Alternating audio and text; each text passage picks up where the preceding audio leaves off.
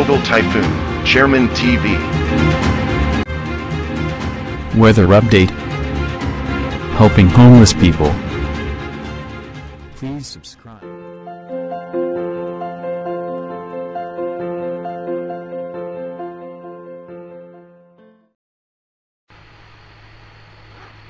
Magandang umaga po. Ito po ang latest update natin ngayong araw, May 29, 2024.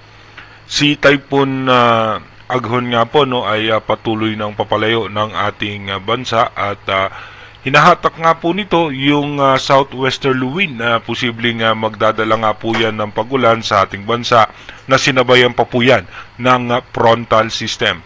Asahan nga po natin magkakaroon ng mga cloudy sky and scattered rain shower and thunderstorms sa parte ng Batanes at parte ng Northern Luzon.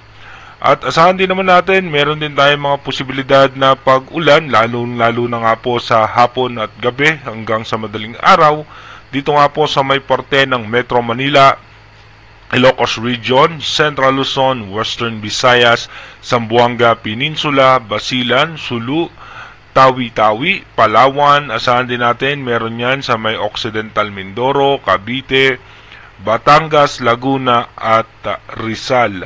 Yun natitirang bahagi naman ng ating bansa ang makaka-apekto naman po niyan yung localized thunderstorm. Dito naman po sa ating rain map animation, mamaya nga pong alas 8, hindi pa natin masyado mararamdaman yung mga posibilidad ng pag-ulan. Pagdating naman po ng alas 11 ng umaga, may tsansa na nga ng mga biglaang pagbuhos na mahina at katamtamang pagulan sa western section ng bansa. Pero pagdating naman po ng alas 3 ng hapon, halos malaking bahagi na ng Luzon, Metro Manila at dito nga po sa Mindoro provinces hanggang sa may Palawan, makakaranas na naman po ng mga biglaang pagbuhos ng pagulan.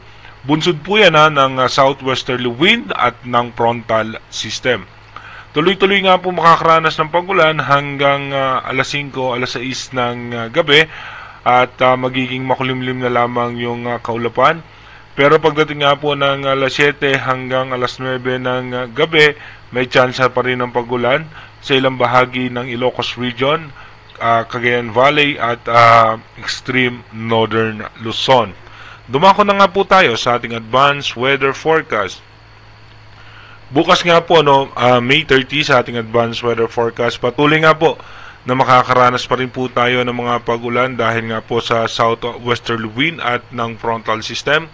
Pagdating naman po ng May 31, may tsansa nga po na magiging maayos at maganda ang lagay ng ating panahon, pero meron pa rin tsansa ng mga pagulan.